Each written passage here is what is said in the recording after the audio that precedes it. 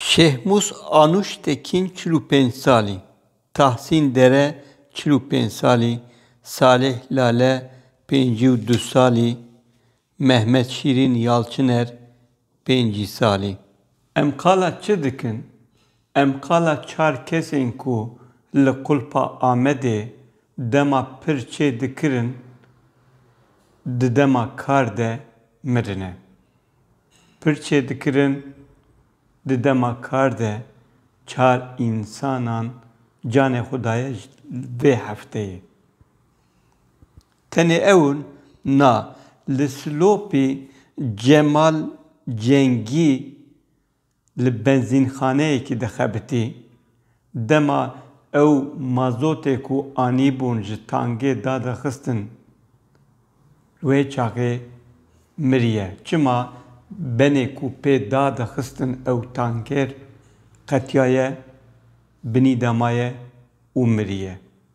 Tenê ew e na Mehmet Yalçın li Amedê vê hefteyê dema li avahiyekê dixebitî, ji avahiyê ketiye û miriye, 32 salî bû. Meseleya kar, ewlehiya kar gelekî mühîm e. Li ser tora civakî bi navê İSİK, İş Güvenliği Sağlığı Meclisi komek heye. Ew daneyan dide hev, daneya kesên ku di dema kar de canê xwe ji destan e yan jî birîndar bûne. Ev hemû tişt bi ewlehiya kar ve girêdayî ye.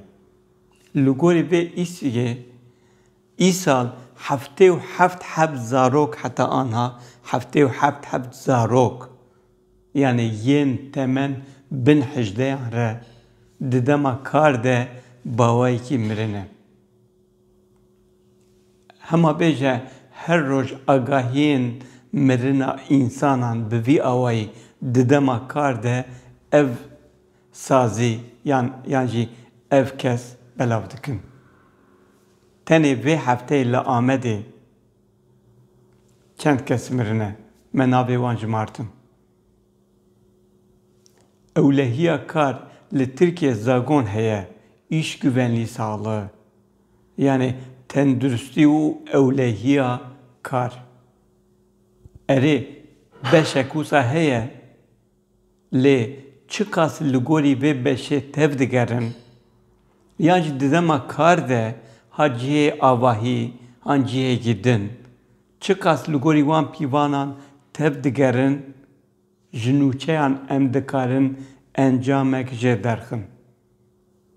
Nûçeyên vê hefteyê nîşan didin ku li gorî ewlehiya kar tev nagerin. Tenê li Amedê ji bo pirekî pir çê dikirin çar însanan canê xwe ji dest dan. Li benzînxaneyê zilam canê xwe ji dest daye.